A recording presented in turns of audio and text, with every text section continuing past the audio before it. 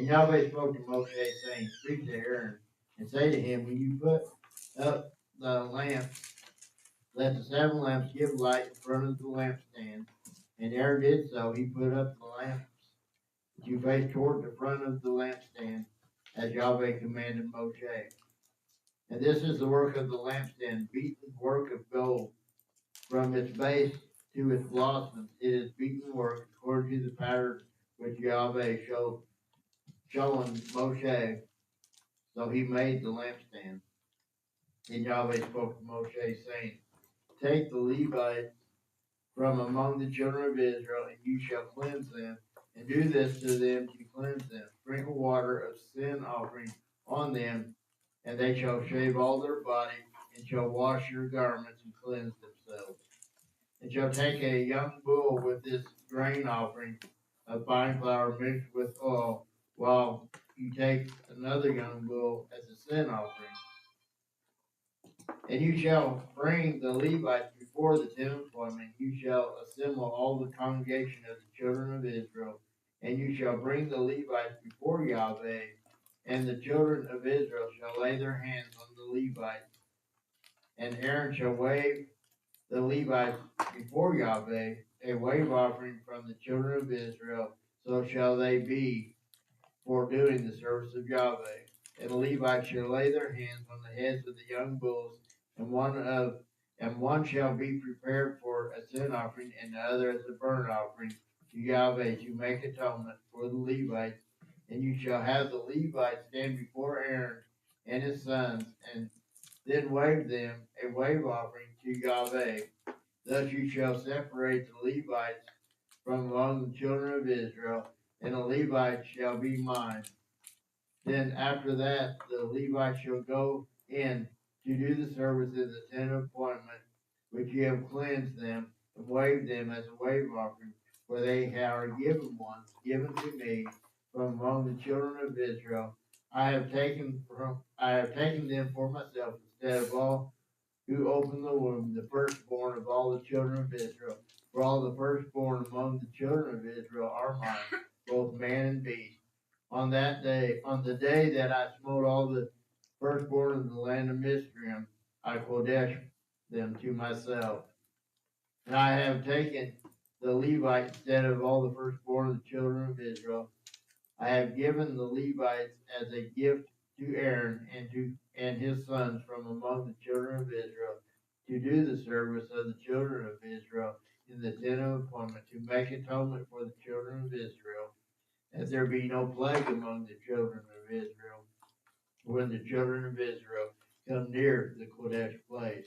Thus Moshe and Aaron and all the congregation of the children of Israel did to the Levites according to all that Yahweh commanded Moshe concerning the Levites, so the children of Israel did to them. And the Levites cleansed themselves and washed their garments, and Aaron waved them a wave offering before Yahweh, and Aaron made atonement for them to cleanse them. And after that, the Levites went in to do the service in the tent of appointment before Aaron and his sons, as Yahweh commanded Moshe concerning the Levites. So they did to them. And Yahweh spoke to Moshe, saying, This applies to the Levites from 25 years old and above. Let him come into active service in the service of the tent of appointment. And at the age of 50 years, they retire from active service of the service and serve no more. But they shall attend with their brothers in the tent of appointment to guard the duty, but shall do no service. Thus you shall do to the Levites regarding their duties.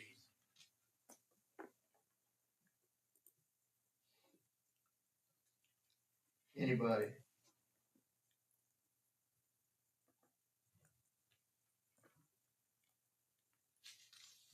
Rachel? I have a couple things. Oh, sorry. No, you're good. I was waiting. I got you out of my We were career. doing a half dance. I was doing half dance. No. Yeah, so I had this couple things in this first chapter. It's interesting to me, the first couple of verses when it's talking about the lampstand one is kind of interesting to me. It's stuck in here. It kind of seems like a interjection. And so I think there's probably purpose for that. I think when it's talking about the Levites and them being set apart and a gift for Aaron, there's also the representation of them as lights. As lights, like the being to the service of the tabernacle and to being the service of the people. So they're a light to the nations, they're a light to the people, and maybe why it's kind of thrown in here out of, not to say out of order, but there's not much else talked about the like the ornaments or the things of the tabernacle there, but the lamp. And then I was kind of wondering, by the way that it's written, it sounds to me like that this is all talking about the lampstand. The lamps are just the top of each of the seven, like the menorah, the seven branches.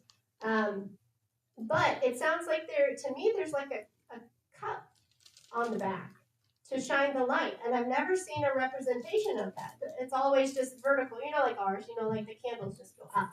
And that's all the, representation I've seen in biblical pictures and things that are in the Bibles. But it sounds to me like there's like maybe a little cup on the back that's shining the light out toward the front. Yeah. So is that how other people see that too? As in verse 3, it says the face toward the front of the lampstand. Uh-huh. Huh. It kind of words it almost like they move. Yeah, that's Like true. they Like pivot, but they don't. When you look at the design or whatever, they don't look like they. Mm-hmm. They look like they're Kind of like a flash bulb. What? A flash bulb Oh, on a oh. camera. It's Yes, got yes, the like round that. that Yeah. reflects the light forward. Okay. What Jeff? I would presume. Michelle found one online. Yeah, I'm sure there are some online. I didn't go search ahead. But yeah, so she found one that does kind of cup it. And of course, there's oil in it as opposed to our candles that we do today. So there's difference. But yeah, so I think that's cool. Oops, sorry, it was seating. And then the other thing I was thinking through this is toward the end when it's talking, let's see, it's in verse 24, and it says this applies to the Levites from 25 years old and above. Let him come into the active service, and then at age 50 years they retire. But we had read last portion about 30. That was the priest. Okay, as opposed to the Levites. Yeah, the Levites are all the tribe of Levi. Yeah. Yay, thank you. So that's what I was saying. Good question. In other words, the workers. And it actually says that they retire. Yeah, this one does. Yeah. They retire, but it says that they still attend with their brothers in the tent of appointment to guard the duty, but shall do no service. So they're just kind of like standing around watching. Stand around watching. Maybe the singers or the supervisors. Yeah. If anybody else wants to see it? Yeah, I want to see it. Okay. That's good. Thanks for finding it. Did you? Sure. Pretty good picture, huh? Right. So their supervisors or maybe advisors, Yeah, advisors. Yeah, I think that'd be good. teachers. They'd probably be more supervising the young ones coming in that had just turned 25 and coming into the service. Because I'm sure once you've been in the service a year or two, you know the routine. Thank you. You're welcome. Did you see it? Oh, yeah, she's got it. Anybody else? All right. Chapter 9. And Yahweh spoke to Moshe in the wilderness of Sinai in the first month of the second year after they had come out of the land of Mitzrayim, saying, Now let the children of Israel perform the Pesach at its appointed time on the 14th day of this month between the evenings perform it as its appointed time, according to all the laws and right rulings you perform it. And Moshe spoke to the children of Israel to perform the Pesach. So they performed the Pesach on the 14th day of the first month between the evenings in the wilderness of Sinai, according to all that Yahweh commanded Moshe, so the children of Israel did. But there were men who were defiled for a being of a man, so that they were not able to perform the Pesach on that day. So they came before Moshe and Aaron that day. And those men said to them, "We are defiled for the being of a man. Why are we withheld from bringing near the offering of Yahweh at its appointed time among the children of Israel?" And Moshe said to them, "Wait, let me get here and from what Yahweh commands concerning you." And Yahweh spoke to Moshe, saying, "Speak to the children of Israel, saying, when any male of you or your generations is unclean for a being, or is far away on a journey, he shall still perform the Pesach of Yahweh on the 14th day of the second month. Between the evening they perform it with unleavened bread and bitter herbs. They eat it. They do not leave of it until morning, and they do not break the bone of it. According to all the laws of the Pesach, they perform it. But the man who is clean and is not on a journey and fails to perform the Pesach, that same being shall be cut off from among the people, because he did not bring the offering of Yahweh at its appointed time. That man bears his sin. And when a stranger sojourns among you, when he shall perform the Pesach of Yahweh, he shall do so according to the law of the Pesach and according to the right ruling. You have one law, both for the stranger and the native of the land.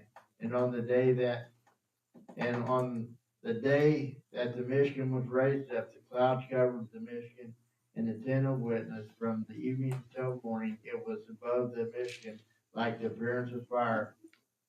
Thus it was continually. The cloud covered it by day, and the appearance of fire by night.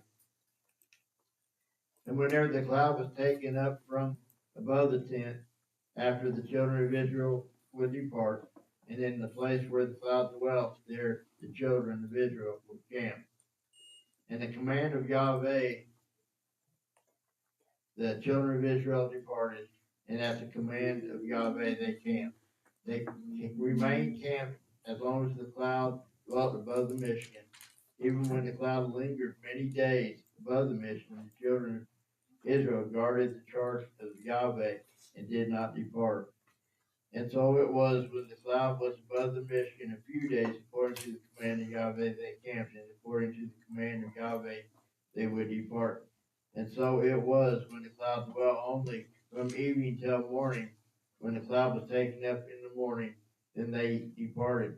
Whether by day, by night, whenever the cloud was taken up, they departed. Whether 2 days or a month or a year, that the cloud lingered above the Mishkan, to dwell above it, the children of Israel camped and did not depart. But when it was taken up, they departed. At the command of Yahweh, they camped, and at the command of Yahweh, they departed.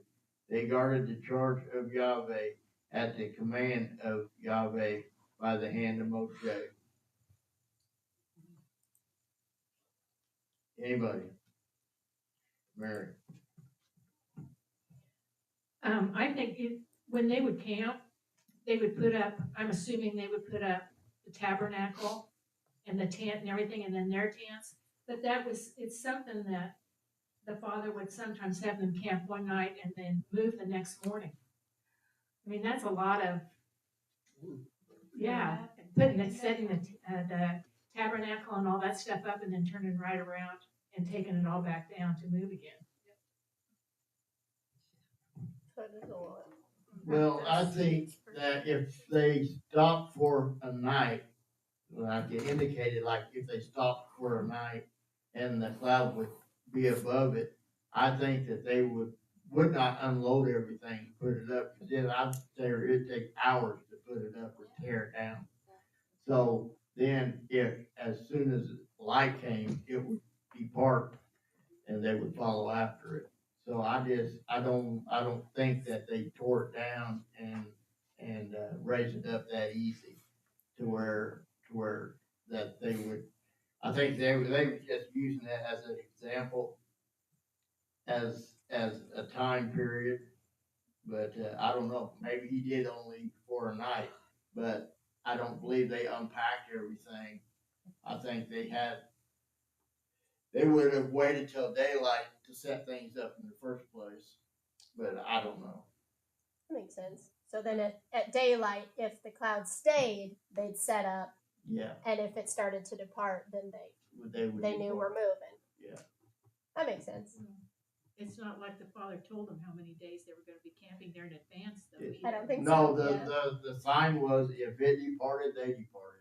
Mhm. If it stayed, they stayed. That was the sign, you know.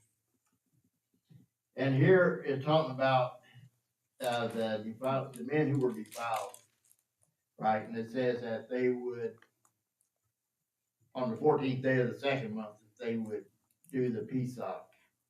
But I don't think it changed anything else from there. They would not count 50 days from that following Sabbath to do the Feast of Weeks. I think the Feast of Weeks still went off the first Pesach Makes sense. from the Sabbath after to the day after that. From the wave offering, it would still be the 50 days. I don't think anything else would change from there. I think you're right.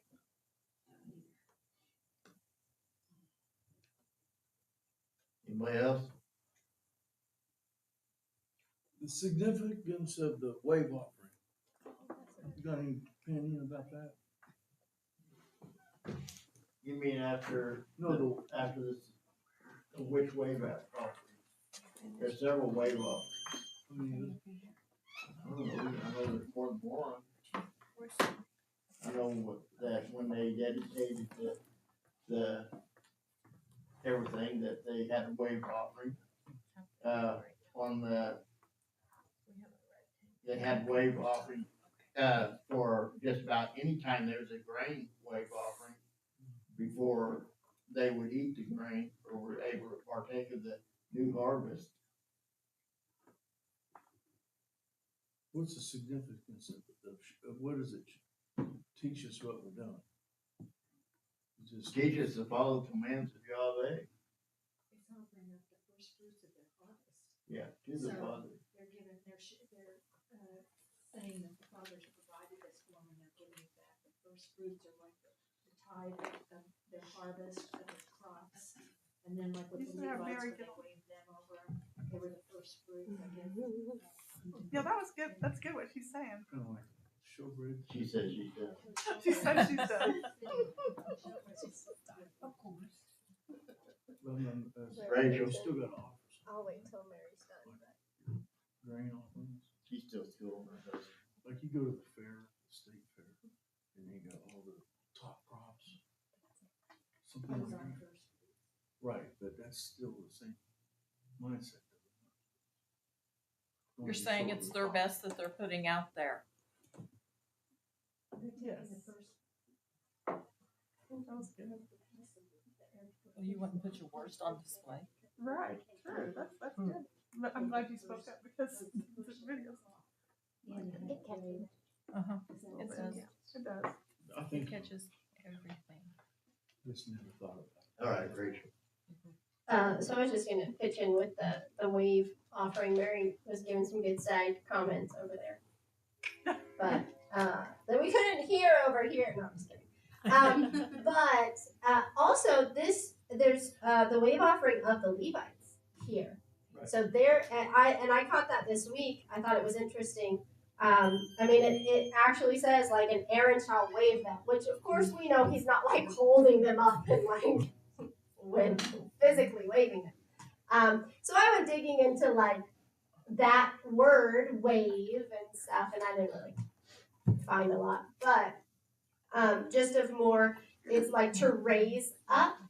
And so we also, the first word of the portion and what it's called is like when you raise up, and so it's talking about it comes from 8:1, I guess, when you ascend or when you raise to trim the lamps, or rise. But also, we know that the tabernacle was raised up, lifted up. And so with the wave offerings, I don't know that there's anything real different in it. Any of the offerings are a sacrifice. Like they're you giving of yourself, they're you giving of your money, of course, all of those, the bigger the animal or maybe the more special the animal, the more costly it was and things. But with the wave offering, that it was lifted, that it was raised, that it was kind of exalted, but just to the Father. And so with the Levites being that as well, instead of the firstborn, because that's what we're told either in 8 or 9, instead of the firstborn, I think it's in 8, of all of the families that would be used as a priest. And that, to my understanding, that's how biblically it was done prior to the Levites. So through Adam, I believe there was a priesthood set up with Adam, that he was a priest, and that then handed down through his line.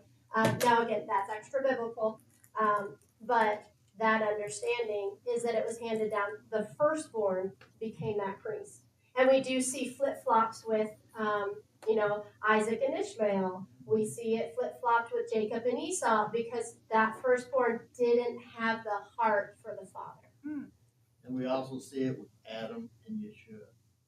Aha. First There man, we go. second man. Yeah. So throw that all in there too. And also it says that all the congregation shall lay their hands on the Levites. Now everybody in the camp's not gonna go lay their hands on every one of the Levites. Yes, and then if you go to 8:21, it says, and the Levites cleanse themselves and wash their garments, and Aaron waved them a wave offering. He doesn't say he waved them, he says he waved them a wave offering, or he did one for them. Oh, you think so? Yeah, he's not saying, that's what it's saying. It says a wave offering. It says, and the Levites cleansed themselves and washed their garments, and Aaron waved them a wave offering, a wave offering. Waved them a wave offering. I take it as like which as is not in there, but waved them as a wave offering. Although he didn't physically wave them up. Well, it says, and because I caught it that and then they each laid their hands on the bulls, for the sin offering. But I take it as that he's saying that in 21 that Aaron waved them a wave offering. Whatever it was that he waved, whether it was the thigh or whatever. Okay.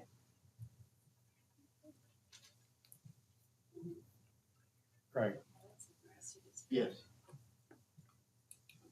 Okay.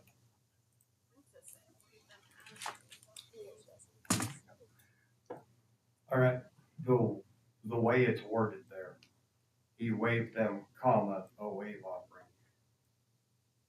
That's saying he made a wave offering for them. Yes, that's what I'm saying. Yeah. That's what I'm reading. With the English grammatical structure being what it is, it's not exactly clear there that that's what they're saying, but that's what it's getting at. He made one for them. The male mind and the female mind, we all look at things different ways, so. And we can both be wrong, we can both be right. Yahweh's still in control. Yep. You got that right. Got that right.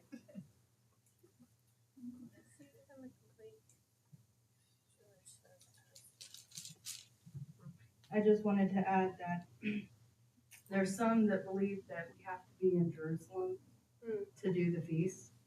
And Numbers 9:10. Speak to the children of Israel, saying, when any male of you or your generations is unclean for a being or is far away on a journey, he shall still perform the Passover of Yahweh. Yeah, there we go, yeah. Just wanted to point that out.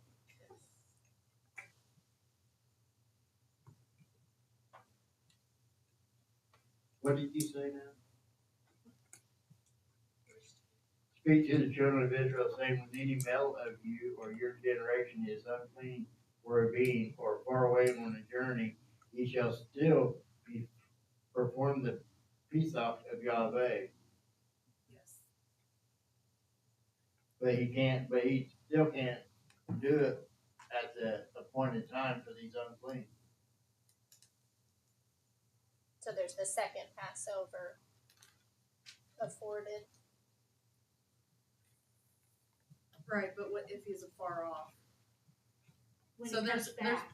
huh? When he comes back. He's on a journey, on a vacation. I think we need to remember too that Passover was done in the wilderness. The first one was done in Egypt. There we go. I mean, Yeah. you know, wherever you are, and it's the right time of the year to have Passover. It's just like us. I mean, whether there's a temple or not, even if there was a temple, I wouldn't be running over to Jerusalem to keep Passover. But there's a group Not of unless people. it's millennial reign. Yeah, there we go, they won't be there. Totally different. Hopefully we'll be there. But back Don't then, look at wasn't Passover unleavened bread one of the feasts that all the males had to go to the temple to celebrate? That was one of the three.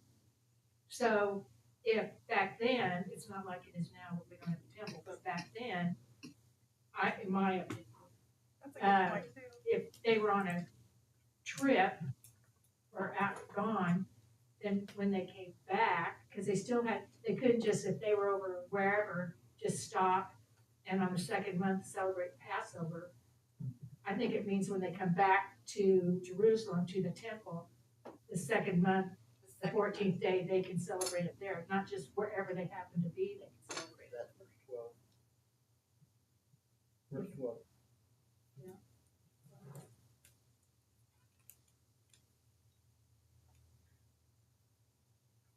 Where it says that they have to follow all the regulations. Yes, that they're gonna do it the second.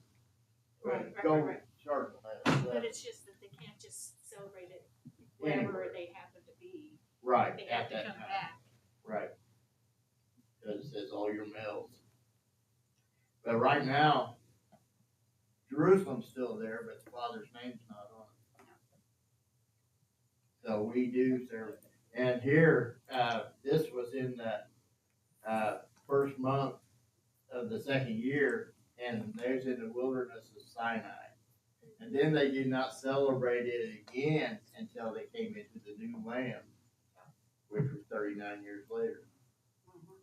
Why? Because they That's didn't have the grain and for the wave offering. That's it.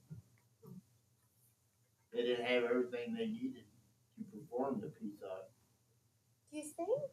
Oh, I don't know. I know, no, I get that. I don't know. But I do know that they didn't circumcise any of the children while they were in the desert, and they didn't do it again until they came into The Jordan. after they crossed the Jordan. That's one of the first things they did after they crossed the Jordan. They circumcised all the children that hadn't been circumcised, and then they did the peace offering. Yeah, I've always thought of that. I guess I've not heard an answer good enough for me. And that's not a good threshold, but just, yeah, why? I do get for like unleavened, or maybe not for unleavened bread, for the offerings one. So for the waving of the sheaf, on first fruits for Shavuot, because those, even for Sukkot, like those are harvest offerings Right. at that time. And when you're traveling in the wilderness, you're not established, you don't have a field, you're not going to have a harvest. So those I understand. But to me, they celebrated it once in the wilderness in the second year, but why didn't they celebrate it for the next 38 years? That I just don't know. I've never, and not that I need a reason why. I do see yes, and they didn't circumcise their sons. Why? Like to me, I don't know why, and that's okay. I don't need to know. It's a quandary I'll have probably forever. But we do see that in Joshua before they enter in, Yeah. they circumcised the sons that had not been done in the wilderness, and performed the Passover. After they crossed the Jordan. Rachel, that's just one of the things you're gonna have to take on faith. Yeah, I'm fine with that. It's just one of the things I like to dig. So, thank you. Anybody else?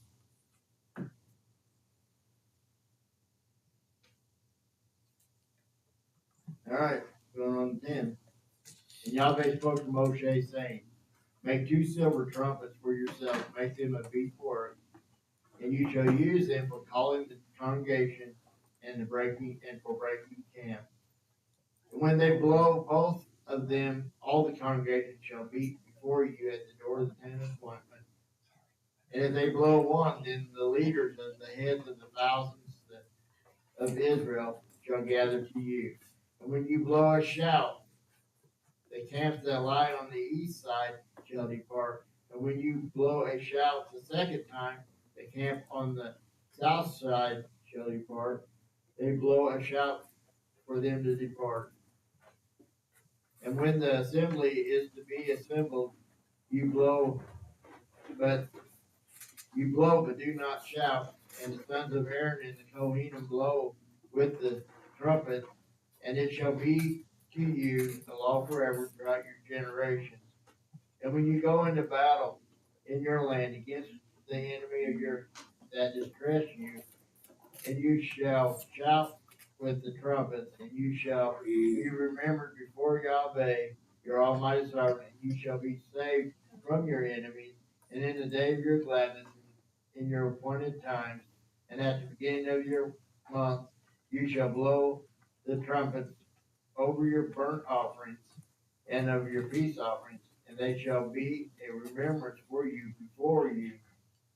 before your almighty sovereign. I am Yahweh, your almighty sovereign. And it came to be on the 12th day, on the 20th day of the second month, in the second year, that the cloud was taken up from above the Michigan of the witness. And the children of Israel departed, journeying from the wilderness of Sinai, and the cloud dwelt in the wilderness of Paran.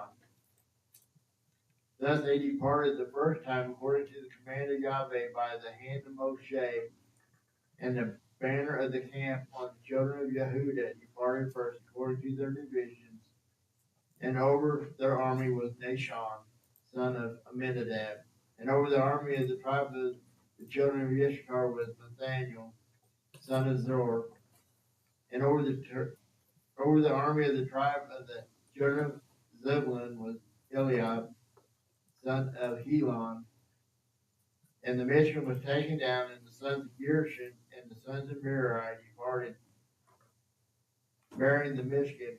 And the banner of the camp of Reuben departed according to their divisions, and on their army was Elzer, son of Shediyar. And over the army of the tribe of the children of Shimon was Shemiel, son of Zershaddai.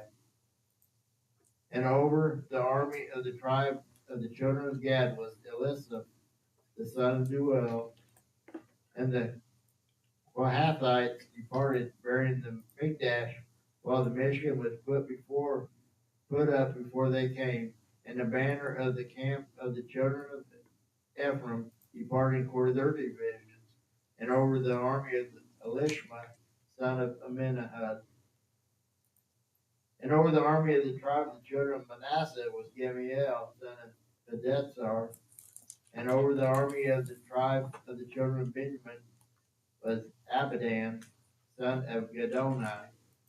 And the banner of the camp of the children of Dan, which formed the rear guard of all the camps, departed according to their divisions, and over their army was Ahiezer, son of Amminashadai.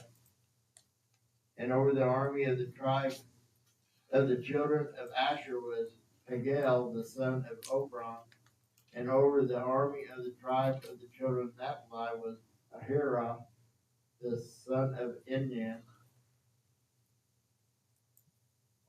Such was the order of departure of the children of Israel according to their divisions when they departed. And Moshe said to Hobab, the son of Raul, the Midianite, Moshe's father-in-law, we are departing for the place which Yahweh said, I give it to you. Come with us, and we will do good to you, for Yahweh has spoken good concerning Israel. And he replied to him, I am not going, but I am going to my own land and to my relatives. Then he said, please do not leave us, because you know how we are to camp in the wilderness, and you shall be our eyes. And it shall be, when you go with us, then it shall be that whatever good Yahweh does to us, the same we will do to you.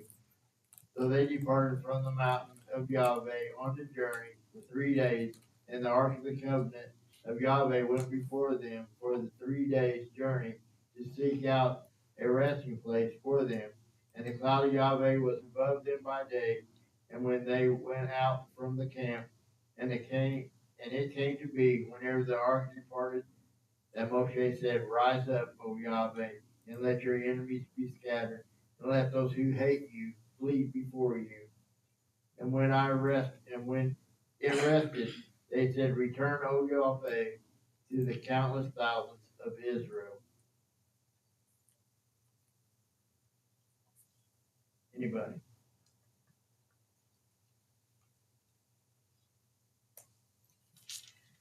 In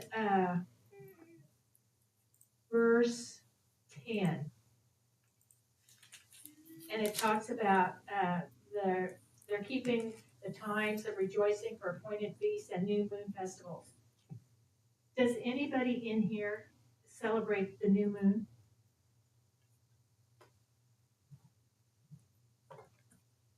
Because according to this, we're supposed to be, aren't we? What verse is that? It's a Kadosh time. 10:10. 10. 10. Yeah, 10:10.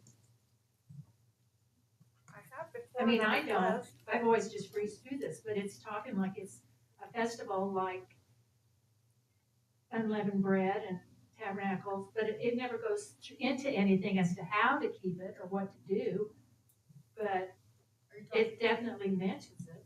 Are you talking about like every new moon? Yes. I'm assuming so. Oh, I think that's just for the feast, right? Just what? Just for the feast. I don't know. I can tell you, we did have, Pastor did give a sermon a long time ago that we should do something on the new moon feast. And I think in Amos it says that, they were looking for the sun to go down so they could spend money on their new moons and their Sabbaths. So, I mean, there could be something to it. I've always been blessed if I paid attention and didn't do something on that day, or, I worked, but not bought and sold. Actually, I didn't work that sometimes either. It doesn't say it's a Sabbath, though. It Yeah. just says it's a festival. Okay, but it does allude to the fact that you won't be able to buy and sell. They looked forward to when the new moon was over so they could buy and sell. So I don't know on that. That was a long time ago, and I will say that this year I've been convicted that I need to pay attention to the new moon better, because there probably will be a time where we won't have a computer to, or to know what time we're in, and so I need to constantly remind myself of that. usually Donna does that, but, just going outside, seeing what time it is of the month and that's it. So I was looking, and at least in the scriptures translation, it seems to me that these things are just being clumped together because it says, for them you shall blow the trumpets. Because starting in the beginning it says, and in the day of your gladness, and in your appointed times, and at the beginning of your months. So not that the beginning of the month is an appointed time, not conflating those two, but that in this instance, and in this instance, you shall blow the trumpets over your offerings. There are new moon offerings somewhere. So, and then there are appointed time offerings, and then there are gladness offerings because you're just giving out of the joy of your heart, you're bringing an offering. So that's how I kind of read it, is that that they're to be blown at those times. Although if every individual brought their offering, the trumpets would be blown all the time. So I don't know about that one. But to me, those are just distinct. It's not saying that the beginning of the month, and if you observe it as a new moon, but the beginning of the month specifically being an appointed time, like that you shall be rejoicing in gladness. I just see it as in these distinct circumstances is when the trumpets are to be blown. Now, I do know some fellowships that do like new moon gatherings, and they do music. They kind of just make it a time of gladness, of celebration, probably share a meal. And I think it's probably to keep track a little bit better, is kind of the sense of it. I know when I was doing moons for months, if I went out and observed better, I just kept better track of the year if I was doing that. And I think they did that pretty consistently back then. Again, we have our technology these days. We're so much inside our homes these days. We're not looking out at the sun, moon, the stars every day that they were doing back then. We're not an agricultural. Or an agricultural, society. So that's a very good point. So not that we can't do that, but I think it is helpful to remind yourself and keep track on the timeline. Okay, that's it. We're having a picnic. Are we done? Carla is establishing. Except in the winter, no, I'm just kidding. And I know we blow shofars a lot, but I think that this is specifically for those two trumpets too, because they're two silver trumpets. And I don't think blowing shofars is bad. I think it's very strong in the spiritual realm. I think it is very significant, but I think just not to be specific, but that these times there were these two trumpets used for calling the gatherings, and then for when they would depart camp and such. So there's something a little bit special about them as well. I believe it was to keep order in the camp. In the military, Order, there we go. you use, they use a lot of different things. They use smoke signals, they use horns, they'll use, radios, and just different things to signal different moves, different movements. I know when I was in, they taught us how to set up missions. You would use the phrase "Sergeant Major eat sugar cookies," which was Sergeant was the situation, then Major was the mission. Eat is that how you're going to execute that. So you got Sergeant Major eats, then you got sugar, you got signals, command and signals, or cookies is command and signals, but S is supplies. What supplies are you going to use to accomplish that mission? But it would help. It's a format for setting up for whatever you were doing. And it would cover everything down to cookies is command and signal. Who you got to contact, what friendly lines are you gonna be going through? What are your passwords to get through these lines? What signals are you gonna use to execute such and such? But it is, and it could be a lot of different things, whether it's a blow of a trumpet, in this here, the first blast was Yehuda would move out, and then the second blast, I can't remember who was to move out on that, but it was to keep order in the camp. If it was one blast, it was just for the leaders of thousands. If it was two blasts, then it was for the whole congregation to assemble. And it's just an easy way to draw the people than saying, send somebody out, hey, go tell so-and-so and pass the word on down. Everybody can hear.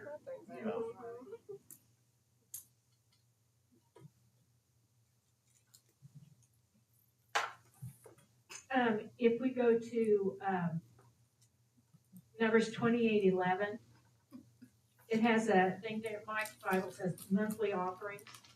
And it says, on the first of every month, present to Yah a burnt offering of 2 young bulls, 1 ram, and 7 male lambs, a year old, all without defect. With each bull, there is to be a grain offering of 3/10 of an ephah of fine flour mixed with oil, and the ram a grain offering of 2/10 of an ephah of fine flour mixed with oil, and with each lamb a grain offering of 1/10 of an ephah of fine flour mixed with oil. This is a burnt offering, a pleasing aroma, an offering made to Yahuwah by fire. So it still doesn't say it's a Sabbath or anything, but evidently with the temple, they did do sacrifice.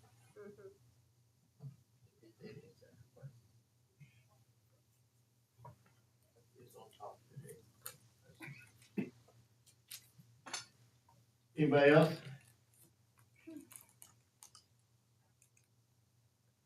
I think at the, around 13, or starting at 11, and it says, and it came to be on the 20th day of the second month in the second year that the cloud was taken up from above the dwelling place of the wilderness, and the children of Israel departed, setting out from the wilderness of Sinai.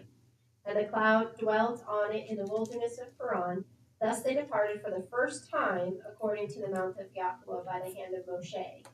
And then at the end, when it talks about the 3 days in 33, so they set out from the mountain of Yahweh on a journey of 3 days, and the ark of the covenant of Yahweh went before them for the 3 days' journey to seek out a resting place for them, and the cloud of Yahweh was above them by day when they went out from the camp.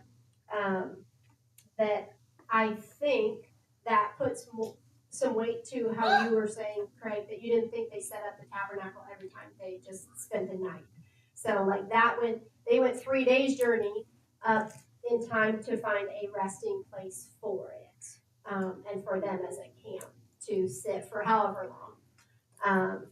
So I think that adds some weight. And then I was thinking from the verses earlier that I read, like 11 through 13, that might be kind of with the Passover thing, because they were at Mount Sinai for an entire year, or the wilderness of Sinai for an entire year. So like they were established there, receiving the Torah, getting the tabernacle built, all of that was for an entire year before, and the Father's plan was that it was a very short trip to Israel, to the Promised Land, and that just, it's not the way the people did it. So, so maybe that's where, like, again, that's why they did Passover there, because it was just like they were established, but for the rest of the 40, and they were supposed to be established in Israel, in the Promised Land, very quickly. And there wouldn't have been those 40 years, what do we do? But because of the sin of the people, that they were then wanderers, and they had no establishment, and that's not the way the Father intended it. So, I'm just speaking out loud from working things through my brain, maybe in that why they didn't do Passover, why they didn't circumcise, because the intent was, yeah, here's the second Passover, we're all ready, we're gonna go into the Promised Land, and then you'll do it next year, and that was the Father's plan, but it didn't work Good talk. I talk out loud. Monologue. Think out loud. Anybody else? All right, John 11. And it came to be when the people were as complainers, it was evil in the ears of Yahweh, and his displeasure burned, and the fire of Yahweh burned among them, and consumed those in the outskirts of the camp. And the people cried out to Moshe, and Moshe prayed to Yahweh, and fire died down. Then he called the name of the place Taberah, because the fire of Yahweh had burned among them. And the mixed multitude who were in their midst lusted greatly, so that the children of Israel also wept again and said, who is giving us meat to eat? We remember the fish we ate without the coast of Mizraim, the cucumbers, the melons, and the leeks, and the ovens, or the onions, and the garlic. But now our life is dried up. There is nothing to look at but this manna. Now the manna was like corridor seed, and its appearance like the appearance of bdellium. The people went about and gathered it, ground it on millstone, and beat it in the mortar, and cooked it in a pot, and made cakes of it, and its taste was like the taste of cakes baked with oil. And when the dew fell on the camp at night, the manna fell on it. And Moshe heard the people weeping throughout their clans, each man at the door of his tent. And the displeasure of Yahweh burned exceedingly, and in the eyes of Moshe it was evil. So Moshe said to Yahweh, why have you done evil to your servant? And why have I not found favor in your eyes to put the burden of all these people on me? Was it I who conceived all these people? Was it I who brought them forth? That you should say to me, carry them in your bosom, as the foster fathers carries a nursing child to the land, and you swore to their fathers, which you swore to their fathers. Where am I to get meat to give all these people? For they weep before me, saying, give us meat to eat. I am not able to bear all these people alone, because the burden is too heavy for me. And if you are doing this to me, please slay me altogether. If I have found favor in your eyes, let me not see my evil. Then Yahweh said to Moshe, gather to me 70 men of the elders of Israel, whom you know to be true elders of the people and officers of them, and bring them to the tent of appointment, and let them stand there with you. And I shall come down and speak with you there, and shall take of the ruach that is on you and put on them, and they shall bear the burden of the people with you, so that you do not bear it yourself alone.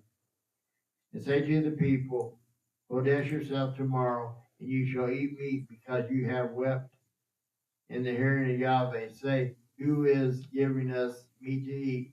For it will be with us. For it was with us in Mizraim, and Yahweh shall give you meat, and you shall eat. You are going to eat not 1 day, not 2 days, nor 5, nor 10 days, nor 20 days, but a month of days, until it comes out of your nostrils and becomes an abomination to you, because you have rejected Yahweh, who is among you, and have wept before him, saying, why did we come up out of Mizraim? And Moshe said to people in whose midst I am are 600,000 men on foot, and you have said, I give them meat to eat for a month of days. Should flocks and herds be slaughtered for them to be sufficient for them? Or could all the fish in the sea be gathered together for them, be sufficient for them? And Yahweh said to Moshe, is the arm of Yahweh too short? Now see whether my word meets you or not. And Moshe went out and spoke to the people the words of Yahweh, and gathered the 70 men of the elders of the people, and stood around the tent. And Yahweh came down in the cloud and spoke to him, and took of the Ruach that was upon him, and placed the same upon the 70 elders. And it came to be, when the Ruach rested upon them, that they prophesied, but did not continue. However, 2 men had remained in the camp. The name of one was Eldad, and the name of the other was Medad, and the Ruach rested upon them. Now they were among those listed, but did not go out to the tent, and they prophesied in the camp. And a young man ran and informed Moshe and said, Eldad and Medad prophesied in the camp. And Yehoshua, son of Nun, Moshe's assistant from his youth, answered and said, Moshe, my master, forbid them. Then Moshe said to him, Are you jealous for my sake, or that all the people of Yahweh were prophesying, that Yahweh would put his ruach upon them? And Moshe returned to the camp, both he and the elders of Israel, and they went down forth from Yahweh, and brought quail from the sea, and let them fall beside the camp, about a day's journey on this side, and about a day's journey on the other side, all around the camp, and about 2 amma above the surface of the ground. And the people were up all that day and all that night and all the next day, and gathered the quail, who had least gathered 10 hormers, and they who spread them out for themselves all around the camp. The meat was still between their teeth before it was chewed, and the wrath of Yahweh burned against the people. And Yahweh smote the people with an exceedingly great plague. Then he called the name of that place Quibroth Ha-Tawath Ha, because there they buried the people who had lusted. From Quibroth Ha-Tawath Ha, well, whatever, tongue twister. The people departed for Hatzeroth, and they were at Hatzeroth.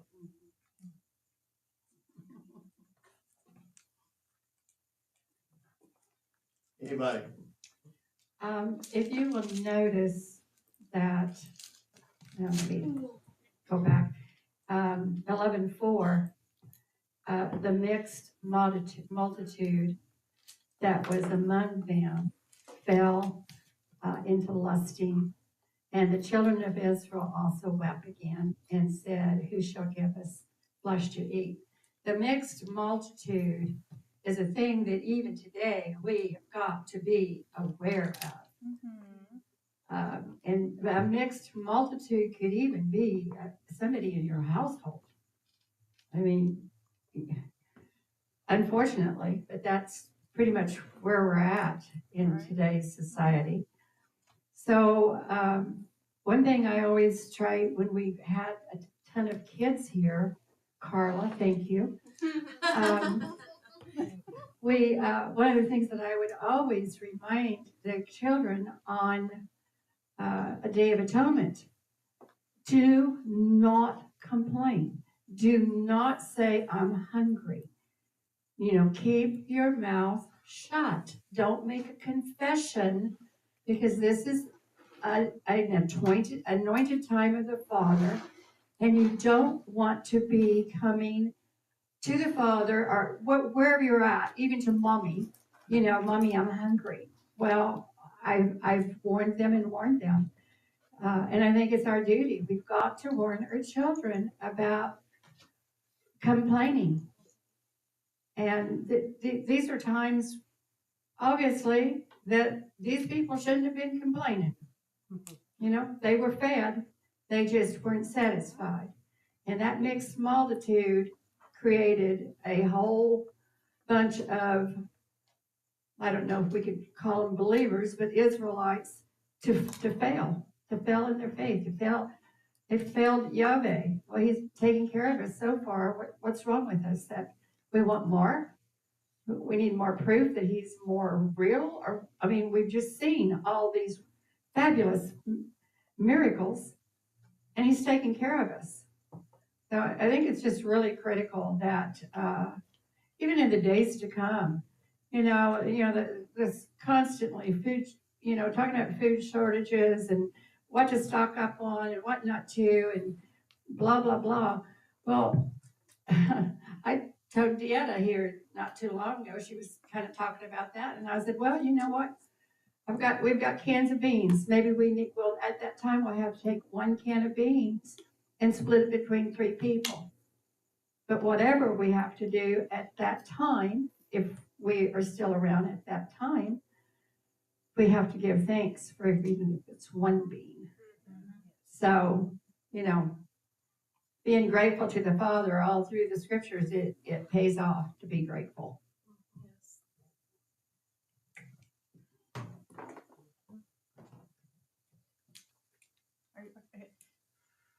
Sorry. Oh, okay. So I just thought it was interesting this year that when we were reading number 11:7. Now the manna was like coriander seed. So that is a little round seed. Mm-hmm. And so then I was thinking, and its appearance like the appearance of bdellium. I think that's black.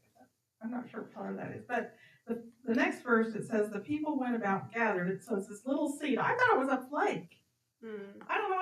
Is there some verse that says that? But anyways, they took that seed and they gathered it. Then they put it on a millstone and ground it for flour and beat it in the mortar. So now they're making it into flour, and then they cooked it in a pot, maybe like porridge, and then made cakes of it.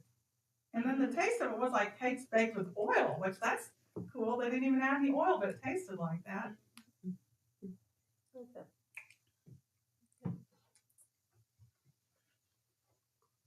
Go ahead. I noticed in verse 5, I think it always catches me, but it definitely caught me this year. When they're just complaining in here and how Donna shared, a lot of that aspect.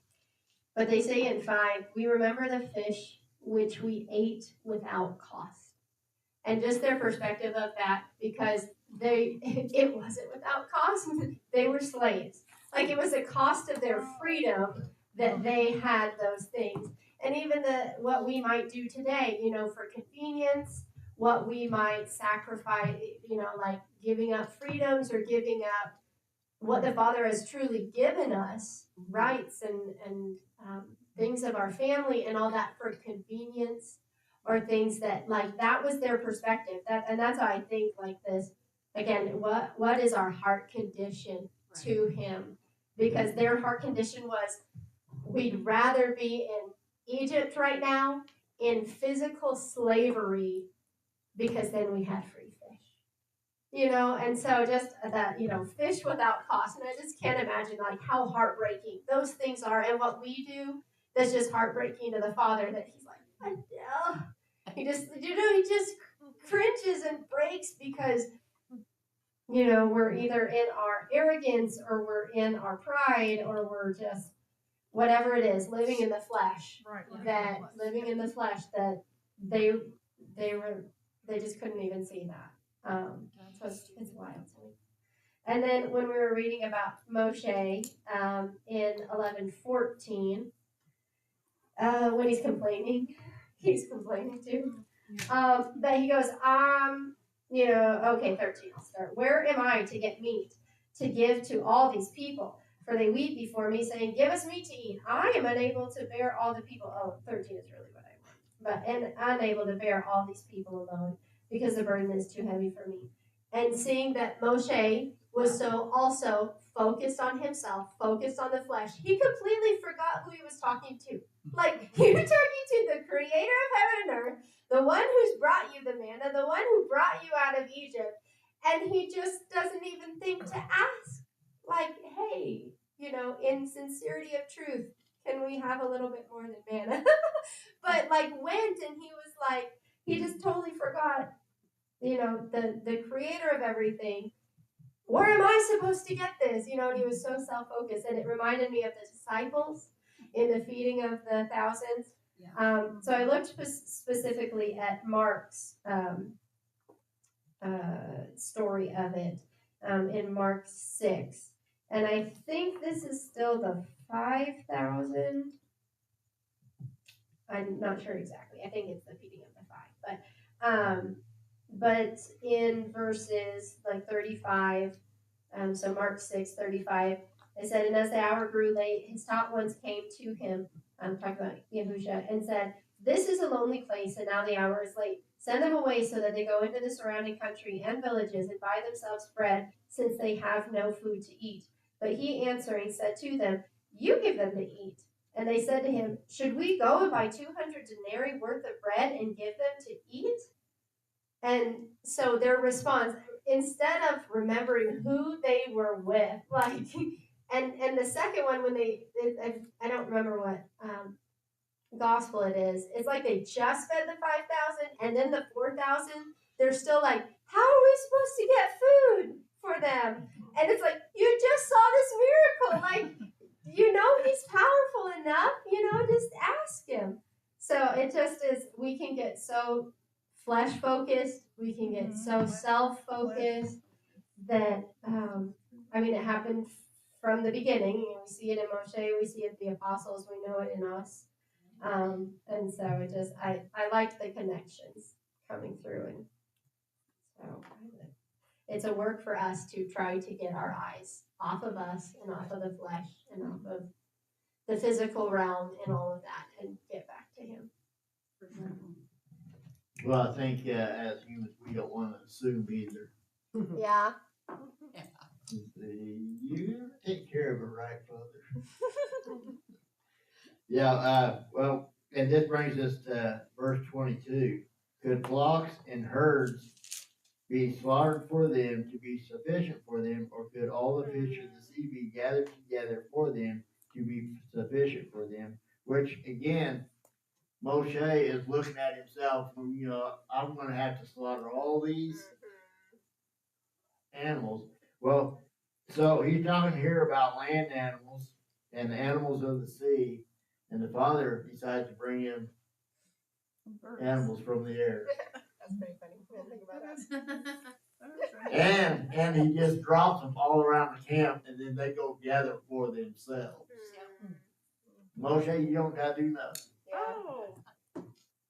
Is the, what does it say in the next one? Is the arm of Yahuwah too short? That's right.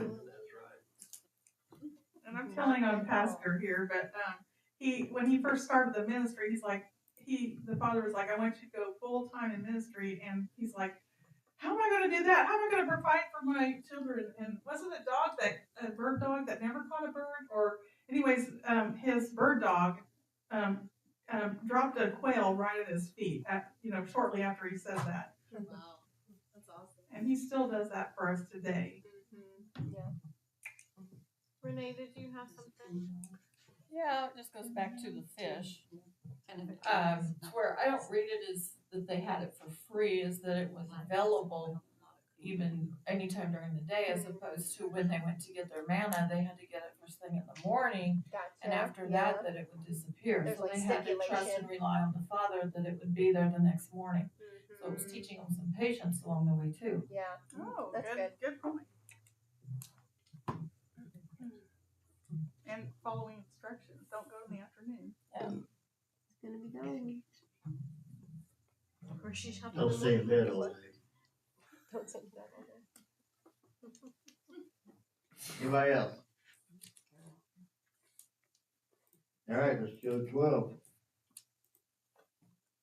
Now Miriam and Aaron spoke against Moshe because of the Cushite wife, whom he had taken, for he had taken a Cushite wife. And they said, has Yahweh spoken only through Moshe? Has he not also spoken through us? And Yahweh heard it. And the man Moshe was very humble, more than all the men who were who were on the face of the earth. And suddenly Yahweh said to Moshe and Aaron and Miriam, you three come out to the tent of appointment. So they came out. And Yahweh came down in the column of cloud, stood in the door of the tent, and called Aaron and Miriam, and they both went forward. And he said, hear now my words. If your prophet is of Yahweh, I make myself known to him in a vision, and I speak to him in a dream. Not so with my servant Moshe. He is trustworthy in all my house.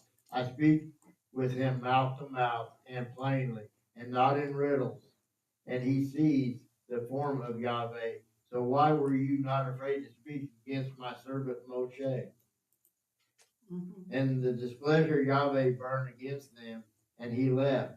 And the cloud turned away from above the tent, and look, Miriam was leprous and white as snow. And Aaron turned toward Miriam, and look, a leper.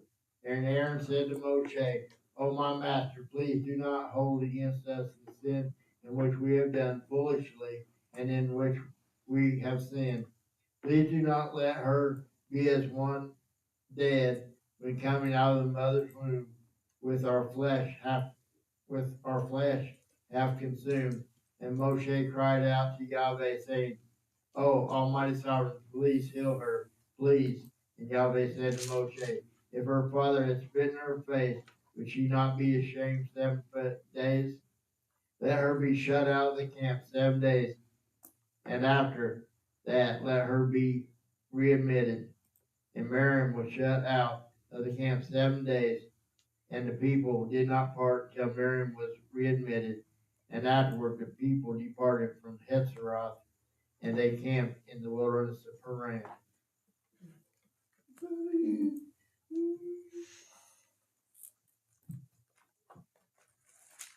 Anybody? I think it's interesting here that it says, and Miriam was shut out of the camp 7 days. The people did not depart until Miriam was readmitted.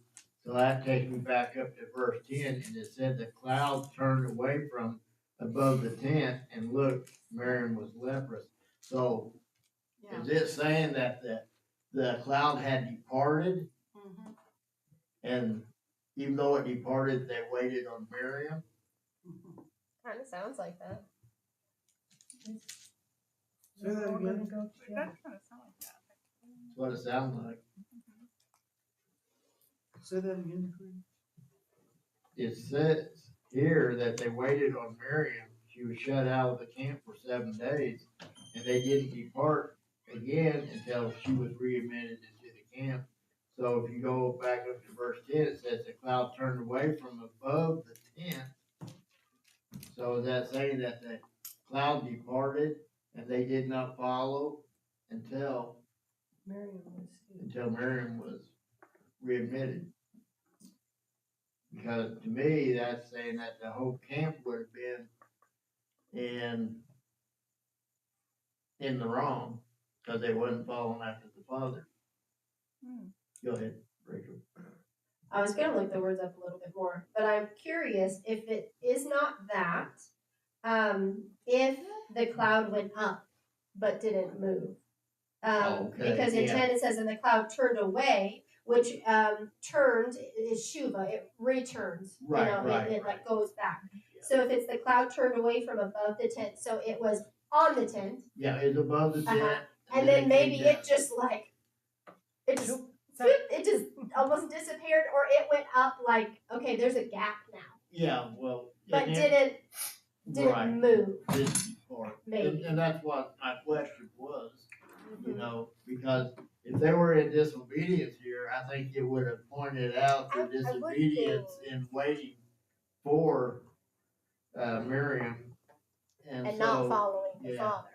Yeah, I would kind of think. because it says, that the cloud and the fire was above the tent of appointment anyway.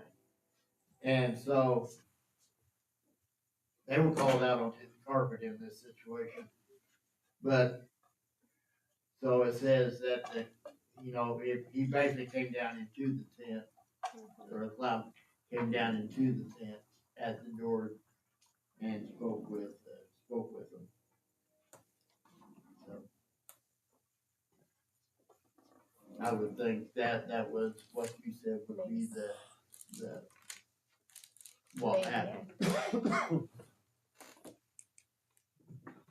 I also wonder with, like in verse 4 when it says the tent of appointment, because this seems to be used, the phrase tent of appointment, it seems to be used for the tent that Moshe set for himself outside the camp, Right. as well as for the tabernacle itself. It says like later when it's talking about offerings, that you bring them to the tent of appointment. So it's like it's also the tabernacle. So are there two, like, do they both just have the same name? Because to me, this doesn't sound like they're going to the tabernacle. He says in verse 4, you three come out to the tent of appointment. So the three came out.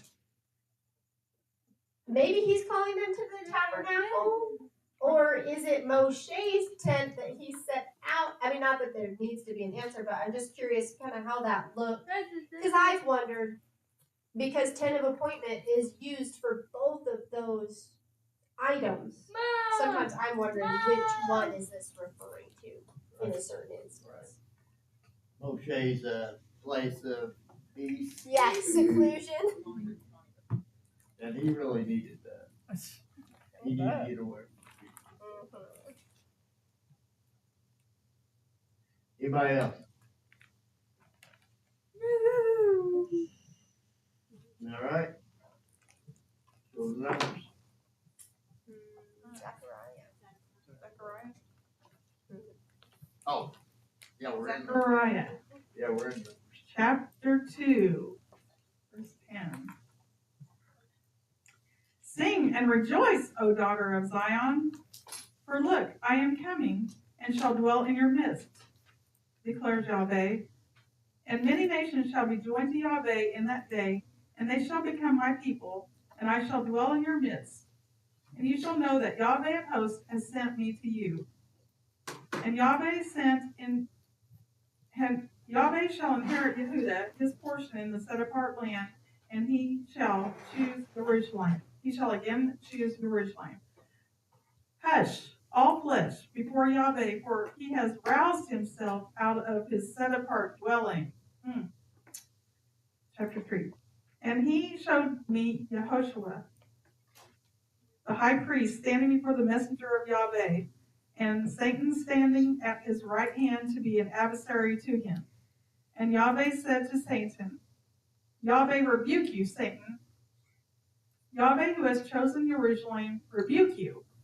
Is this not a brand plucked from the fire? And Yehoshua was dressed in filthy garments, and was standing before the messenger. And he answered and spoke to those who stood before him, saying, remove the filthy garments from him. And to him he said, see, I have removed your guilt from you, and shall put costly robes on you. And I said, let them put a clean turban on his head. Then they put a clean turban on his head, and they put garments on him. And the messenger of Yahweh stood by, and the messenger of Yahweh witnessed to Yehoshua, saying, thus said Yahweh of hosts, if you walk in my ways, and if you guard my duty, then you shall also rule my house, and also guard my courts. And I shall give you access among these standing here. Now listen, Yehoshua, the high priest, you and your companions who sit before you, for they are men of symbol. For look, I am bringing forth my servant, the branch. See the stone which I have put before Yehoshua. On one stone are 7 eyes. See, I am engraving its inscription, declares Yahweh of hosts. And I shall remove the guilt of that land in one day. In that day, declares Yahweh of hosts, you shall invite one another under the vine and under the fig tree. And chapter 4. And the messenger who was speaking to me came back and woke me up as a man is awakened from sleep. And he said to me, what do you see? So I said, I have looked, and see a lampstand all of gold with a bowl on top of it. And on the stand 7 lamps with 7 spouts, to the 7 lamps. And 2 olive trees are by it, one at the right of the bowl, and the other at its left. Then I responded and spoke to the messenger who was speaking to me, saying, "What are these, my master?" And the messenger who was speaking to me answered and said to me, "Do you not know what these are?" And I said, "No, my master." And he answered and said to me, "This is the word of Yahweh to Zerubbabel, not by might nor by power, but by my ruach, said Yahweh of hosts. Who are you, great mountain before Zerubbabel? A plain? And he shall bring forth the capstone with shouts of favor, favor to it."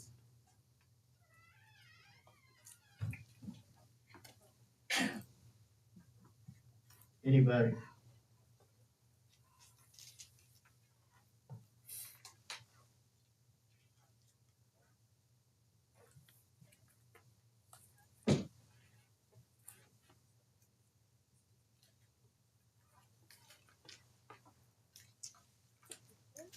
I think in 13, I just think it's kind of interesting, 2:13, how it says, "Hush, all flesh before Yahweh, for he has roused himself out of his set apart dwelling." And it just makes me think of a parent, like he's getting up and coming down now, where the kids are getting in trouble.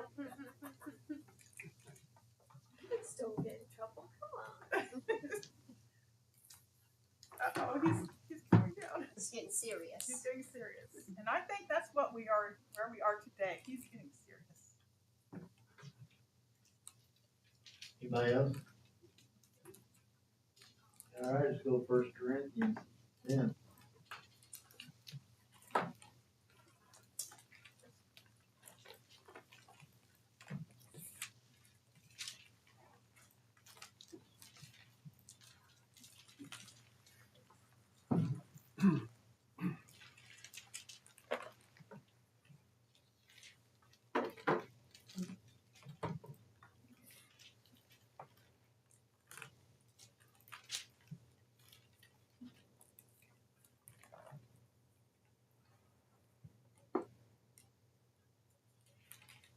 First Corinthians 10, 6 through 13. And these became examples for us, so that we should not lust after evil, as those indeed lusted. And do not become idolaters, as some of them. As it has been written, the people sat down to eat and to drink, and stood up to play. Neither should we commit whoring, as some of them did, and in one day 23,000 fell. Neither let us try Mashiach, as some of them also tried, and were destroyed by serpents.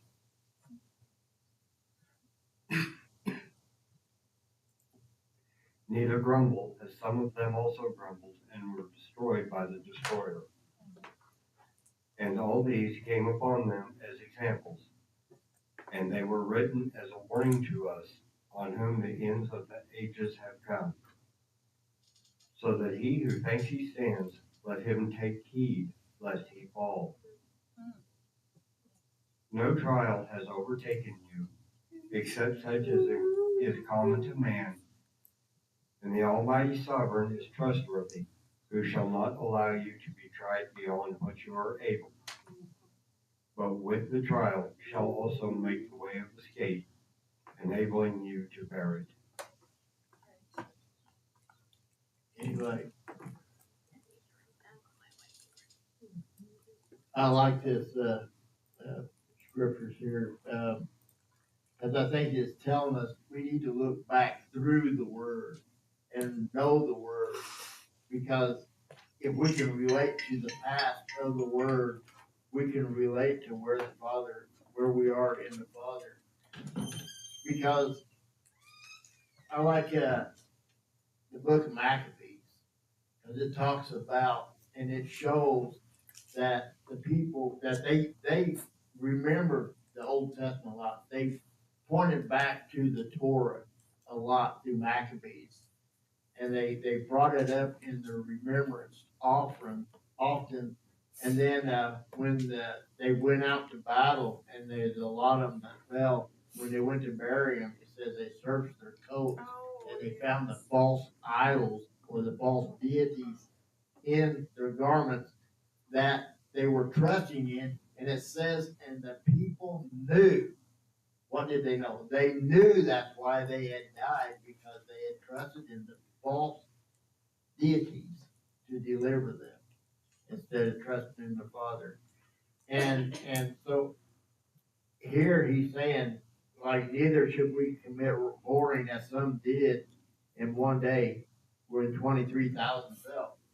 Because we need to look at the past, what these people did that went against the Heavenly Father, that caused them to fall. And we need to keep that kind of stuff out of our lives. We don't want to be carrying false idols around our neck or in our garments. We want the trust to be in the Father and the Father alone.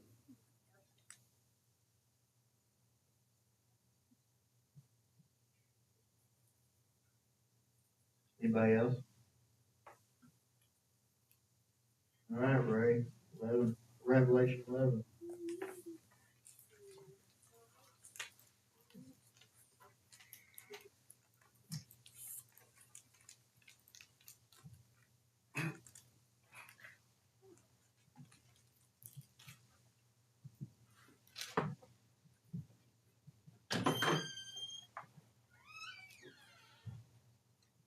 Revelation 11, 1 through 19. And a reed like a rod was given to me, and the messenger stood, saying, Rise and anoint the temple of the Almighty Sovereign, and the altar, and those worshiping in it. But cast out the court which is outside, and do not anoint it, for it has been given to the Gentiles, and they shall trample the Kodesh city underfoot for 42 months. And I shall give unto my 2 witnesses, and they shall prophesy 1,260 days, clad in sackcloth. These are the 2 olive trees and the 2 lampstands that are standing before the Almighty Sovereign of the earth. And if anyone wants to harm them, fire comes out from their mouth and consumes their enemies. And if anyone wants to harm them, he has to be killed in that way. These possess authority to shut the heavens so that no rain falls in the days of their prophesying. And they possess authority over waters to turn them to blood, and to smite the earth with all plagues as often as they want. And when they have ended their witness, the beast coming up out of the pit of the deep shall fight against them and overcome them and kill them. And their dead bodies lie in the street of the great city, which spiritually is called Sodom and Mitzrayim, where also our Master was impaled. And some of the peoples and tribes and tongues and nations see their dead bodies for 3.5 days, and do not allow their dead bodies to be placed in tombs. And those dwelling on the earth rejoice over them and exult, and they shall send gifts to each other, because these 2 prophets tortured them dwelling on the earth. And after the 3.5 days, a spirit of life from the Almighty Sovereign entered into them, and they stood on their feet, and great fear fell on those who saw them. And they heard a loud voice from the heavens saying to them, Come up here. And they went up into the heavens in a cloud, and their enemies saw them. And in that hour there came to be a great earthquake, and 1/10 of the city fell. And in the earthquake 7,000 men were killed. And the rest became afraid and gave esteem to the Almighty Sovereign of the heavens. The second woe is past, and see, the third woe is coming speedily. And the seventh messenger sounded, and there came to be loud voices in the heavens, saying, the reign of this world has become that of our master and of his Messiah, and he shall reign forever and ever. And the 24 elders sitting before the Almighty Sovereign on their thrones fell on their faces and worshiped the Almighty Sovereign, saying, we give you thanks, O Yahweh Most High, the one who is, and who was, and who is coming, because you have taken your great power and reigned. And the nations were enraged, and your wrath is come, and the time of the dead to be judged, and to give the reward to your servants, the prophets, and the Kodeshim, and to those who revere your name, small and great, and to destroy those who destroy the earth. And the Mishkan of the Almighty Sovereign was opened in the heavens, and the ark of his covenant was seen in his Mishkan. And there came to be lightnings, and voices, and thunders, and an earthquake, and great hail. That's exciting. Great storm. That's so exciting. Anybody? Well, like verse 15, and the seventh messenger sounded, and there came a loud voice from heaven, saying, the reign of this world has become that of our master and of his Messiah. Because Adam turned it over to Satan, All right. and now it is turned back over to our master, our heavenly Father, through the Yeshua HaMashiach.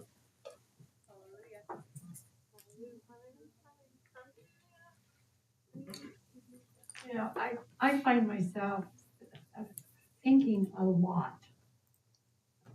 Why, I'm not sure, but I think a lot about the two witnesses. You know, I catch myself, you know, praying for those two witnesses, and I mean, just, you know, your mind is just kind of like blown by their witness, and then they're killed, and they lay there, and then they come back, and everybody is like, ah! You know, I love this story. I love this story. And not that they need, I mean, by this time, they don't need prayer, I'm sure.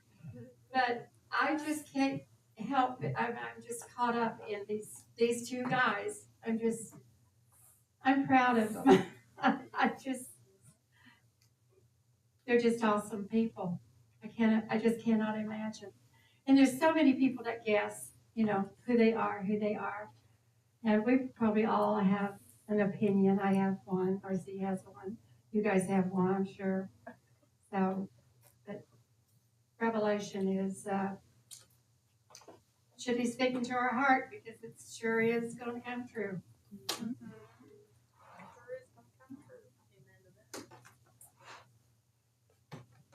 Anybody else?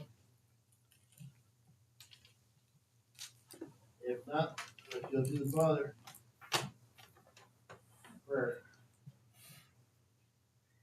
Heavenly Father, we thank you for this opportunity to come before you once again to speak your word, Father Yahweh, to digest your word, Father Yahweh, to hear from those who you give thoughts to, Father Yahweh, that we all look at it from our different perspectives, Father Yahweh, that we would bring life to your scriptures, Father Yahweh, for there is life in your scriptures. Father Yahweh, I ask you to lead us, guide us, protect us, and bless us as we go forth through this week, Father Yahweh. I ask that you bring us back next Sabbath, Father Yahweh, to your house, that we could digest and speak your word once again, Father Yahweh, that you can speak to our hearts, that we may interject as you give us interjection, Father Yahweh, that we may speak as you would have us to speak. And Father Yahweh, as we go throughout this week, I ask that you place those before us, Father Yahweh, who are reaching out to you, Father Yahweh, that we may have a word of encouragement for them, Father Yahweh, that would draw them closer to you. in the name of Yeshua HaMashiach, so be it. And Father Yahweh, I ask that you would be with Pastor R.C., Yes. that you'd lead him, Yes. guide him, protect him, Yes. bless him, filling his heart, his mind, his body, his spirit, until such a time as you call him home to sleep.